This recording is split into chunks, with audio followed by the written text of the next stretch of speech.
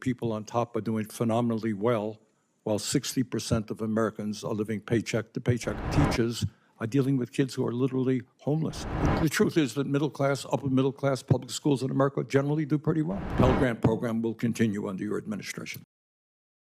Let's watch a couple clips of Bernie Sanders grilling Linda McMahon, Trump's pick for Secretary of the Department of Education, who surprisingly doesn't have any qualifications or experience in public education. So be sure to like this video, it really helps, and subscribe to the channel if you haven't already. Hey you, yes, you! We now have a Substack website where you can help support the channel. For just $8 a month, you can get daily articles exposing the chaos in Trump's first 100 days, a weekly podcast, and other exclusive perks, all while helping the channel grow and defend democracy. This is something that's not just very important to me, but enables us to get our message out to the most amount of people while also being just a genuine passion that I would love to pursue. So for those who have been wondering how to support the channel, how to help us grow, you can sign up now at the first link in our description. Thank you, and let's get back to the video. We have the highest rate of childhood poverty of almost any major country on earth. You are aware, I suspect, that teachers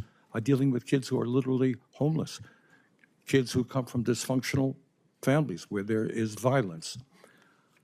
Does it concern you in America that we are living in a society where the people on top are doing phenomenally well, while 60% of Americans are living paycheck to paycheck? And how do you think that impacts our educational system? Thank you very much, Senator, for that question.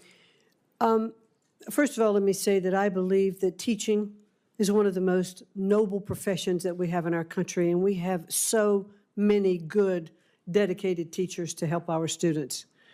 I do think that we are trapping students often in low-performing schools, and that's why the president has such a strong policy towards school choice. But you will agree, I don't mean to interrupt you, but you will agree that you can't just look at education. The truth is that middle class, upper middle class public schools in America generally do pretty well. But if you are homeless, if you were a homeless person and you had kids, the odds of your kids doing pretty well are not good. The dirty little secret those pushing for the privatization of education won't tell you is that it's socioeconomic status that is the largest indicator of educational success. When controlled for socioeconomic status, kids perform no better at private schools than they do at public schools. Actually, there's even more data supporting the idea that it can lead to a decline in testing scores to do school choice, this kind of transition to private schools. The best way to fix our education system is to fix income inequality, to put it blankly. That's why he is asking these questions, and this has a multiplicative effect, right? More wealth in general also leads to higher property values, so more taxes to fund schools, thus more resources available. Also, obviously, more wealth in the home, more resources available at home. School choice doesn't address this core issue, which is why it's unnecessary. It actually just kind of makes it worse, as it adds no more money to the pot. It just adds more pot to spread the money across, making it even more thinly spread. You mentioned correctly that we have many great teachers in America, right? Yes. If you as a businesswoman wanted to attract the best and the brightest, would you be starting them off after they leave school, maybe $50,000, $60,000 in debt with salaries of $35,000 or $40,000? Or would you say, we respect, you talked about teaching being the noblest profession. I agree with you. Would you agree with me, support my legislation that says no teacher in America should earn at least $60,000 a year? Well, certainly the pay to teachers is up to the states where those teachers reside. I do believe we should pay our teachers fairly. They spend so much time with our students, and they should be well compensated for their job. Paying them fairly, nobody in the world will disagree with you. He, of course, meant no less than $60K when he was speaking there, but this is another amazing point. If you want to attract the best to a certain field, especially in a capitalist economy, you're going to have to incentivize that monetarily. You currently go into teaching knowing you're going to be tens of thousands of dollars in debt, only making 30 to 40 grand a year, so paying on these loans is going to be something you do for the foreseeable future. As an understatement, you're living well below your means. Instead, we should make teaching like being a doctor, where it's seen as a sign of status, something kids want to become largely because of how well they are paid for their work, which is as they should be, but teachers should as well. We probably should also have some sort of a system. Like, I mean, we should have this with doctors also, but with teachers where there's like a loan forgiveness program for teaching degrees if you end up teaching for 5 to 10 years in private schools, something like that. We could offer a federal stipend to help people want to get into teaching, or mandate just a higher education minimum wage, as Bernie Sanders is talking about here, proposing as legislation. But if we want the best, the core part here is that we have to have pay that reflects it, and we currently don't. That's just how we've set up our society. Pell Grant program provides assistance to over 7 million low-income young people in this country. Can you guarantee to us, if you are made a Secretary of Education, that no student in America will lose their Pell Grant as the department is dismantled? Surely the defunding is not the goal here.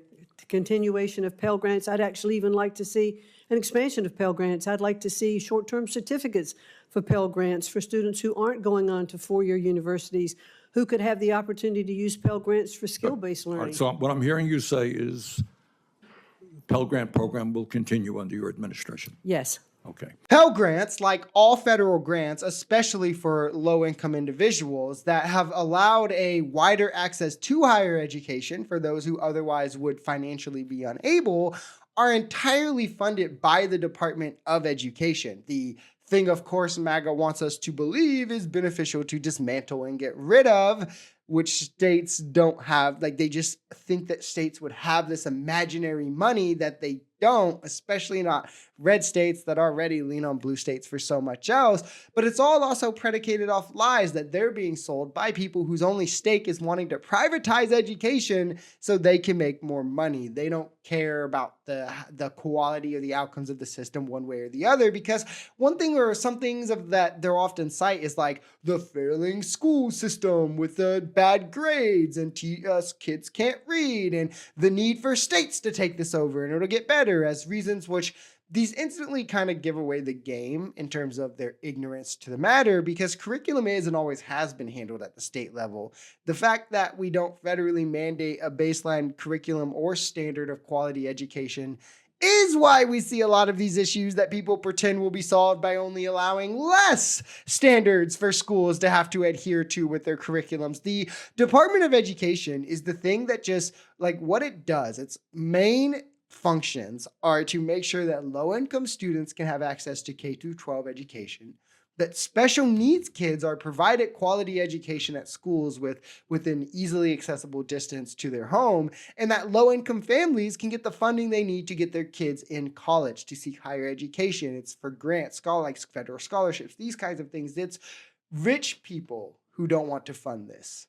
It's people who financially benefit, there's no academic or educational benefit to dismantling the Department of Education. And the problems that people like to point to as the reasons why are problems that exist because the states already have too much say in education and would become worse if we give them more. And these are, again, they just would rather keep this money for themselves because their kids don't need these things, right? So instead, they want to sell it to you by convincing you to destroy them because of problems that actually have nothing to do with its existence.